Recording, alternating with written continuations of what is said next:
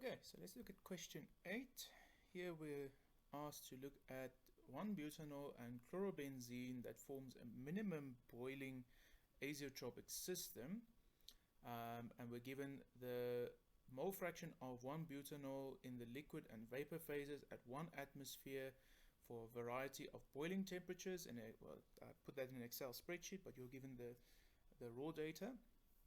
And we're also given that pure chlorobenzene boils at 404.86 Kelvin.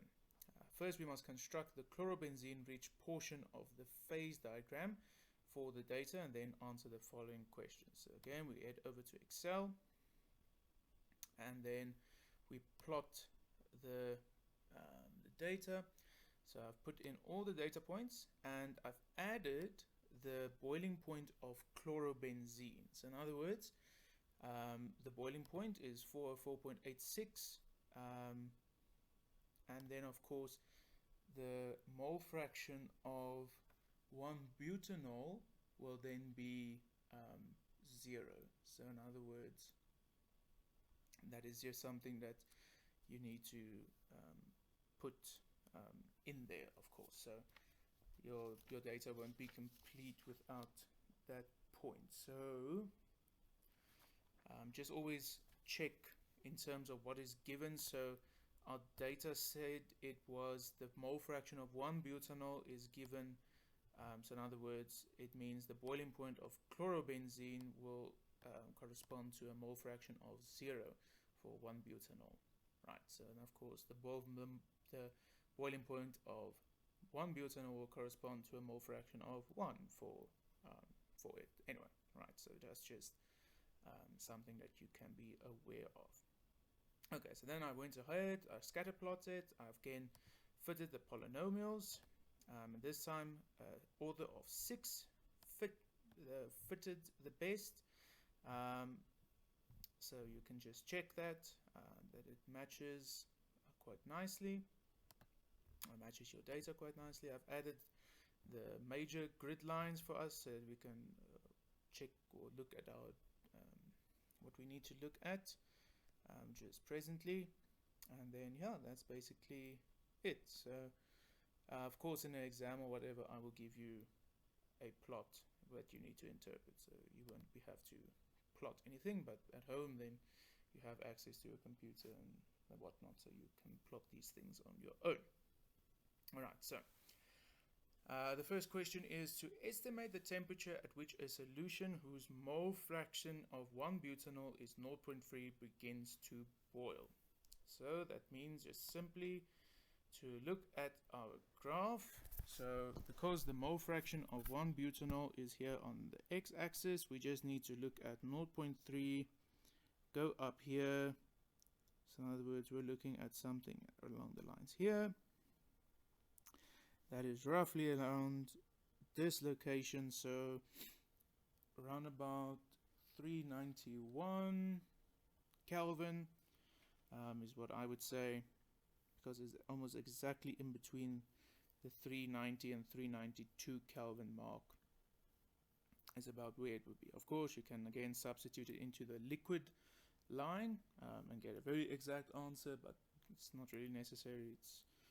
We're just really interested in that, so then we know where it boils. Right, so for x b equals 0.3 implies that TB equals to 391 Kelvin. Okay, and then the B question, state the compositions and relative proportions of the two phases present after a solution initially 0.31 butanol is heated to 393.94 Kelvin. Right, so what this question asks is, we have a solution that is initially 0.3 in 1-butanol, and I was 0.7 in chlorobenzene. Starts out at some temperature way below 393.94 Kelvin, and then it's heated all the way to 393.94 Kelvin, which is where we just basically need to think there's perhaps 393.94 is actually some data points corresponding to 0.71 and 3691.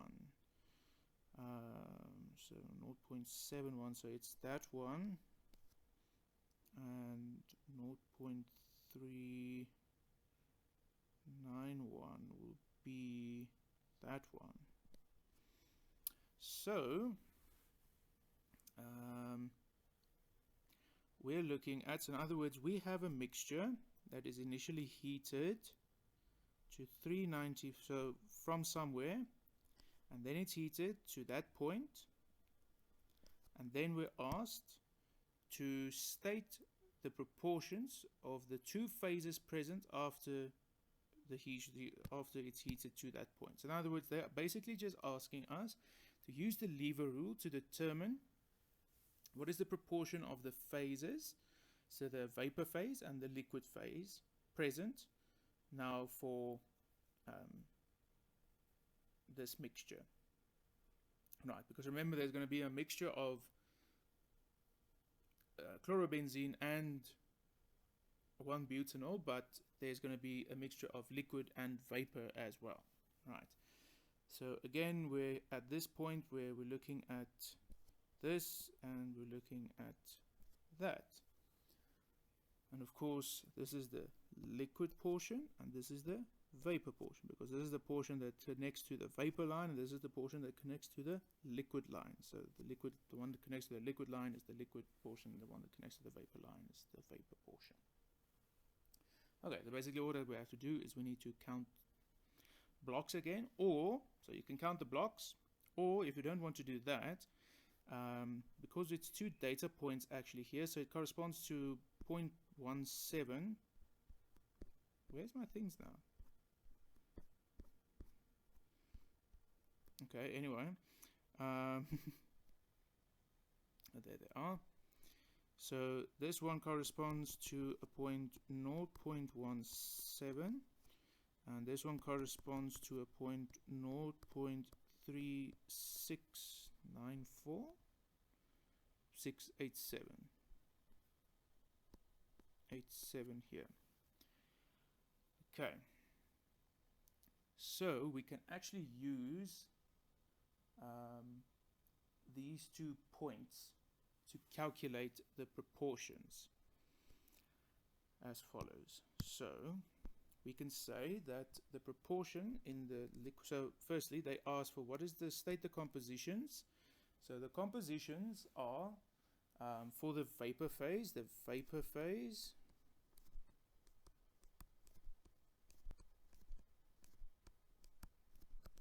is XB is equal to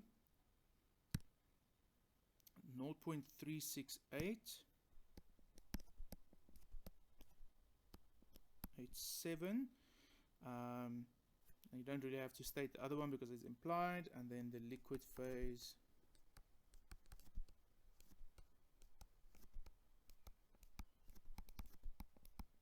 XB is equal to 0.17. Right, so we've stated the compositions. Then for N liquid, so N liquid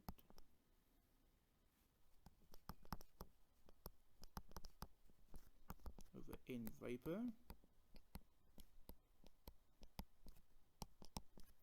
we have that the vapor portion divided by the liquid portion is equal to, so we can write it as the vapor portion is equal to 0.3687 minus 0.3, right? So that gives us that distance of that line, right?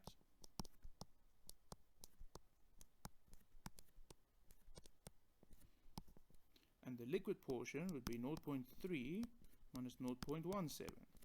Agreed?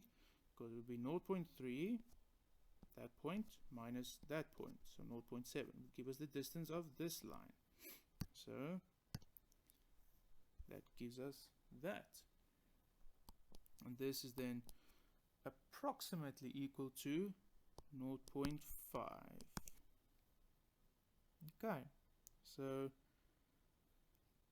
that then means that our vapor phase, so that our mixture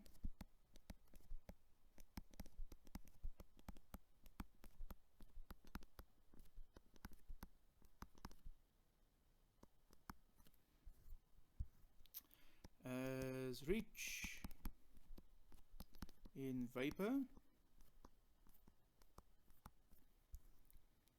than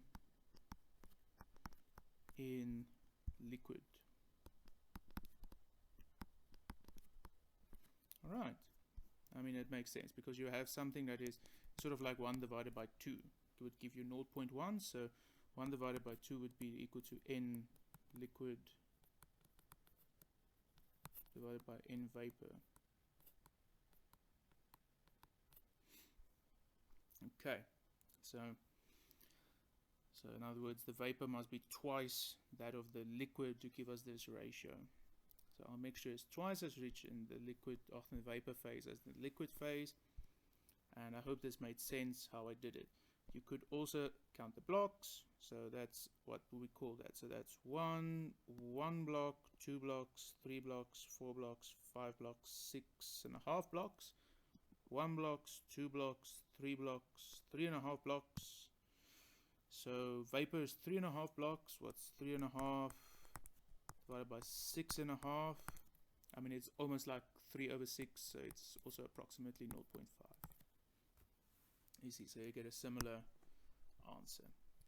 Right. So I hope this gave you some idea of the relevancy of these temperature composition diagrams. You now have seen a minimum azeotrope as well. Got an idea of, how to work with the lever rule. How to read off, how to use the tie line, how to read them. In other words, go from the mole fraction up to the line, read off something. See the composition of the vapor phase at that at that temperature, for example. Yeah, that's basically my story.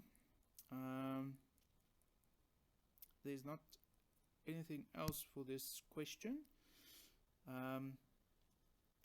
Basically, I think the most important part of it is just to remember to include the boiling points of the pure compounds, and then once you have that, then using Excel is quite easy, and the rest it's just reading off the graph, so it should be relatively straightforward. Okay.